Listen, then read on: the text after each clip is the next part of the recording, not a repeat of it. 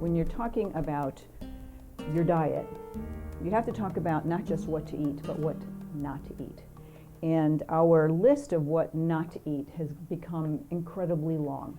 Our society now is, our food has become so adulterated and so destroyed and so chemically altered that there's really, somebody said earlier, if your grandmother couldn't have given it to you, you probably shouldn't be eating it. So I've often said too, if you can't grow it in your own backyard, you probably shouldn't put it in your mouth. There's a huge difference between whole foods versus synthetic foods or processed foods. We all know on an intellectual level that processed foods are bad for us, but I don't think most of us know to the extent of how bad these processed foods are.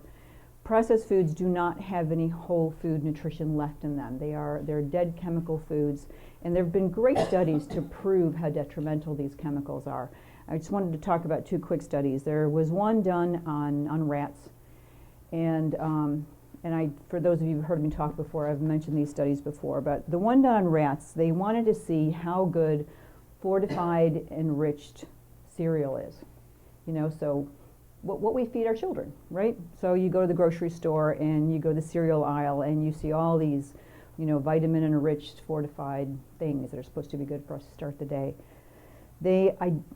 And don't quote me, I think they used Total Cereal, but I might have been one of the other ones. But they went and they picked the cereal that's supposed to be the healthiest. And they broke the rats into two groups. And they fed half the rats the cereal, and they fed the other half of the rats the box. The rats will eat the box when they're hungry enough. And at the end of the study, what they found was the ones who ate the cereal died first, and the ones who ate the box eventually did die from starvation. But the ones who ate the cereal died first. So the question is why? What happened to them? Well, when food is refined and enriched and fortified, it's denatured, destroyed, and filled with chemicals. So the refining process just simply means that they take a whole food, say a wheat grain, and they strip it of all of its nutrients. Hundreds and hundreds of nutrients, things that we haven't even yet identified, are stripped from that food. And then they spray chemicals back on it, synthetic chemicals that they call vitamins, and then they call it fortified or enriched. More and more research is showing that fortified and quote enriched foods, although they have a very pretty name, are not good for you. They are very detrimental to your health. There was another researcher who wanted to take this a little bit further, and so she did a similar study with dogs.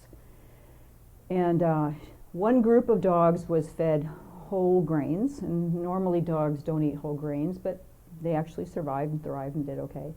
One group was fed refined grains, which again is all the nutrients were pulled out. And the third group was fed refined grains with fortified or enriched vitamins put on them. And the interesting thing was the ones that were fed the refined grains died of starvation. But the ones who were fed the refined grains that were enriched or fortified died of catastrophic diseases. So these things that when you see a fortified or an enriched food, it's not, again, they're pretty names, but it's not indicative of what's really going on. One of the reasons they refine foods is because it enhances its shelf life. I actually know this one doctor who practices in Missouri, and she has a Twinkie that she has kept in her cabinet in her kitchen. I think it's up to 15 years now, and it still looks exactly the same. So, you know, these foods, real foods, if you put an apple in your cabinet for 15 years, I think it'd just be gone, right? So you just can't compare them. But the other problem, too, is now they're not just refining them and stripping things out of them, but now they're putting stuff into them. And these are the things that are causing problems with weight, and they're causing problems with hormones, which is huge. And, you know, the funny thing is, women tend to react to these things faster than men, because we do not have a stable hormonal production, we tend to cycle up and down. We're more easily dysregulated than men are. So while it happens to men, it tends to take a little bit longer for them. But if we talk about the additives, let's look at the second page first. The first page, I'm sorry, I have it backwards. Let's look at MSG. Now, you know, I've said this to people, don't eat MSG, and I always get basically the same response, oh, I don't eat Chinese food.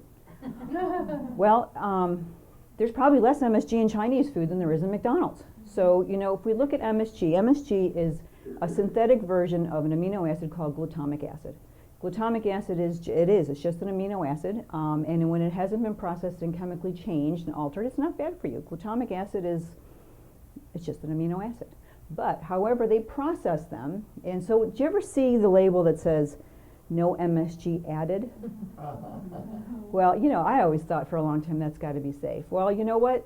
It's not added, but there's already glutamic acid in there, and when they process it, it ends up turning into a form of MSG. So you're not necessarily safe with getting something that says no MSG added. MSG free would be a safer way. But here's the part that's kind of scary. If we look at our list, the FDA has made it legal to call MSG all these things. Glutamic acid, glutamate, monosodium glutamate, which we know about.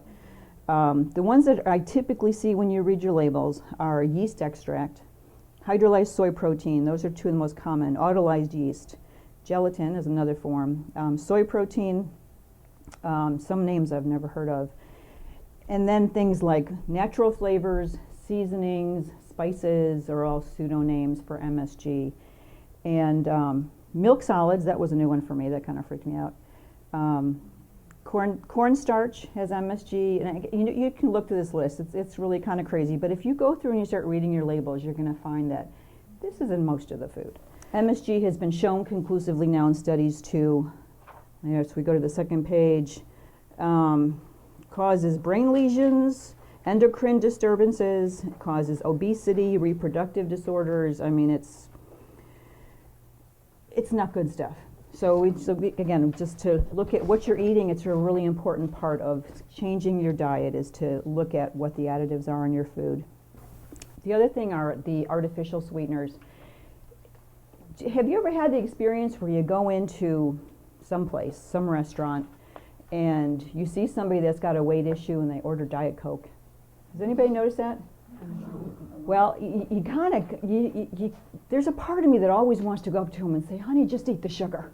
But it's the diet sodas, any of the artificial sweeteners, will actually make you gain weight. It does the exact opposite.